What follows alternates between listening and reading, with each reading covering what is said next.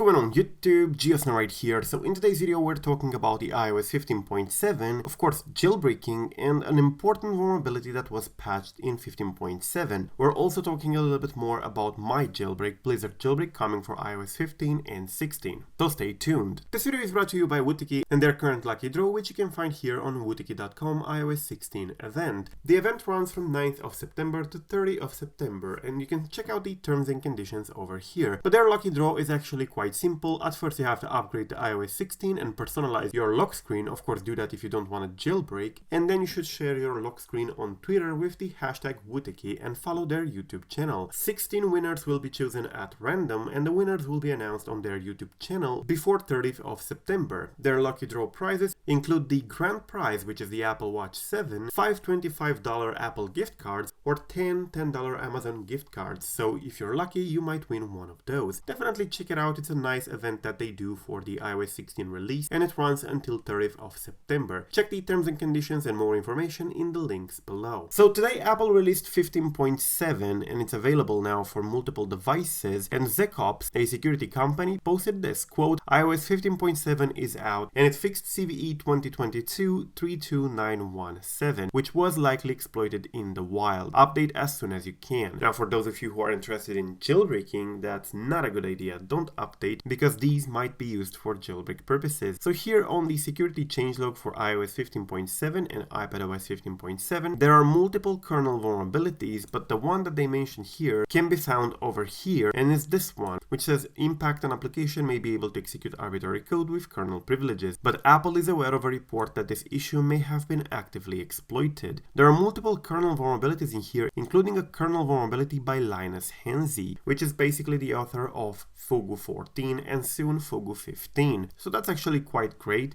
It means that soon we might be able to get a vulnerability for 15.6.1 and lower, because all these vulnerabilities are patched in 15.7, so they should be available in 15.6.1, which is currently signed, and then 15.6, 15.5 and so on. So if you're looking for a jailbreak, especially on the newer devices like the iPhone XS, XS Max, XR, 13, 12 and so on, then definitely stay below 15.7. It's for the better. So this update does patch important vulnerabilities that could be used for jailbreak purposes, and as you know, always the lower the better. Now for those of you interested in my jailbreak, which is going to be checkmate based, so essentially for the iPhone 10 and lower, it's going to support iOS 15.0 up to 16.0, so it should support everything. And here on my website you can basically see the latest progress, the latest updates and so on, what has been completed and what is still in development and so on. So definitely go ahead and check it out over here. But right now I'm currently working on the SEP stuff. So on 8.10 and newer, Apple added a new check in iOS 14, and it's still there in iOS 15, which essentially if you boot from DFU, your device will not be able to decrypt the data partition, which is var, using the SEP keys, and I'm currently working on that. That issue is not present on, for example, A9 and A8 and so on, but for the A10 and A11 it is there. On A11 there is also the BPR, which has to be patched as well for SEP, so that's currently what I'm working on. SEP, that's basically it. An important update has been released by Apple, and it looks like they patched a lot of kernel vulnerabilities.